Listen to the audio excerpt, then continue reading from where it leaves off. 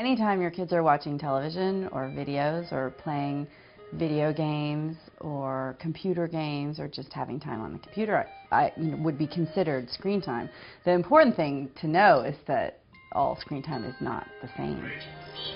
There's a lot of research which links television viewing and video viewing with lots of negative things. Attention problems like ADD, obesity. Violent television viewing is definitely linked to more aggressive behavior. It really is a good rule of thumb that, television takes up time that kids need to be doing something more productive. Television just doesn't really have a lot of benefits. Any screen time is too much for a kid under 2. They really need to have that time to be exploring their environment and interacting with their caregivers. And with other kids, we just have to be really conscious of the fact that television will tend to take the place of other activities that might be more beneficial. So if you feel like your kids might not be getting enough unstructured playtime, that's a time to start limiting television viewing. Or if they're not getting their homework done, or not spending enough time with you or their siblings, or just out playing with neighborhood kids, then that would be too much. Definitely research shows that if kids are watching educational shows that are meant for kids that are their age, that they will learn things like words and numbers. But the problem is that once kids age out of that, they're no longer learning anything.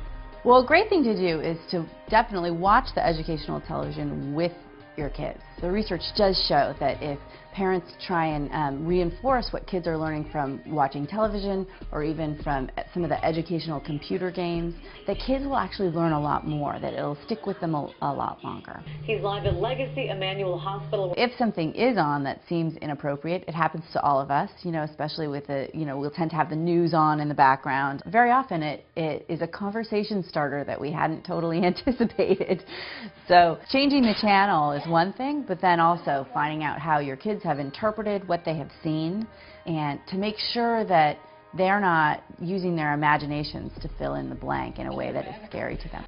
For little kids, for grade school kids, even for teenagers, it's not a good idea to have a television in their own bedroom. In part because you can't control as much how much television they're watching and what television they're exposed to. Video games, on the other hand, depending on what type of games they are, can have some tremendous benefits for kids. For example, teenagers, particularly teenage boys who play sports video games, are actually tend to be more active. They play the sports on the video games and then they master them kind of out in the real world. It's interesting, as kids get older, video games and now the social web has really become a part of their social life. And so that's very different than sitting passively in front of a television. It really is a way for them to connect with their friends and establish relationships, and that in and of itself is very good. That's different. Although, I will say with video games, they definitely aren't all good. We know that about 20% of video games that kids play, they've been rated in such a way that they're too violent or too sexual for kids. We have a lot of really good studies which show a really strong link between kids who are playing those violent or very sexual video games and less helpful behavior.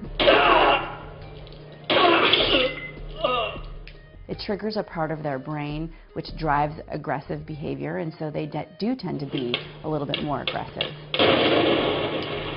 Given that we live in this society which there is so much television and movies and all this media, it's not all bad, and it in fact can be a great thing for families to do together.